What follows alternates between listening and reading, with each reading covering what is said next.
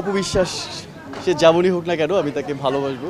মিডিয়াতে সবসময় নতুন মুখ চাই। ভালোবাসায় আসলে বয়স সংখ্যা মাত্র। চর্চা মানুষকে অনেক দূর নিয়ে যায়। অত কিছু তো আমার পক্ষে জানা সম্ভব না, কারণ আমি অভিনেতা হতে এসেছি, নৃত্যশিল্পী হতে নয়। আমি এখানে দীপ্ত টিভিতে একদিন এসেছিলাম একটা গ্রুমিং ক্লাস নেওয়ার জন্য, স্টার হান্টার দীপ্ত টিভির।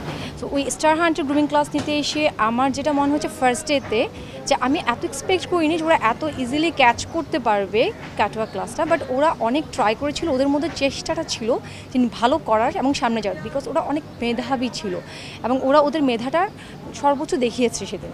সো ওখান থেকে আমার এতটুকু ফিলিংস ছিল যে ওরা খুব ভালো করবে এবং ওরা ভালো করে এসেছে। আমি ওদের অনেকগুলো সেশন দেখেছি এবং ওই সেশনগুলো থেকে আমি ফিল করেছি ওরা অনেক ভালো কাজ করতে পারবে এবং সামনে ওরা ভালো কাজ করবে, এই প্রত্যাশা ওদের প্রতি আমার।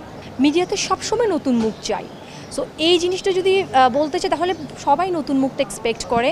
সো এখান থেকে যেহেতু নতুন মুখ আমরা নতুন করে পাচ্ছি, ওদের জন্য অবশ্যই প্ল্যাটফর্মটা অনেক বড়, কিন্তু সেটা তাদেরকে সর্বোচ্চ দিয়ে কাজে লাগাতে হবে, নিজের সর্বোচ্চ চেষ্টা করতে হবে।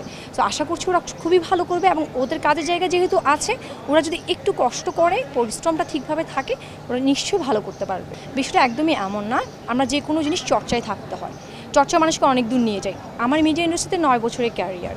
সো আমি আশা করছি কেউ যদি কাজ করে যায়, পরিশ্রমটা থাকে ঠিকভাবে এবং ইচ্ছা শক্তিও থাকে, তাহলে সে অনেক দূর যেতে পারবে। হারিয়ে যাওয়াটা আসলে বললে হারিয়ে যাওয়া হয় না, সেটা নিজের ইচ্ছা থেকে কেউ হারিয়ে যায়, কেউ করতে চায় না বলে অন্য কোনো প্রফেশনে চলে যেতে চাই দেখে তারা হারিয়ে যায়। বাট এই প্রফেশনটা কোনো অ্যাঙ্গেল থেকে বা কোনো সাইড থেকে কম বলে আমি মনে করি না।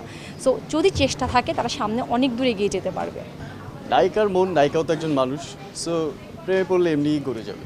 অপবিশ্বাস সে যেমনই হোক না কেন আমি তাকে ভালোবাসবো। সে যে অবস্থাতেই আছে তাকে সেই অবস্থাতেই আমি গ্রহণ করব। তো আরও অনেক কিছু আছে যেটা পরে বলা যাবে। ভালোবাসায় আসলে বয়স সংখ্যা মাত্র।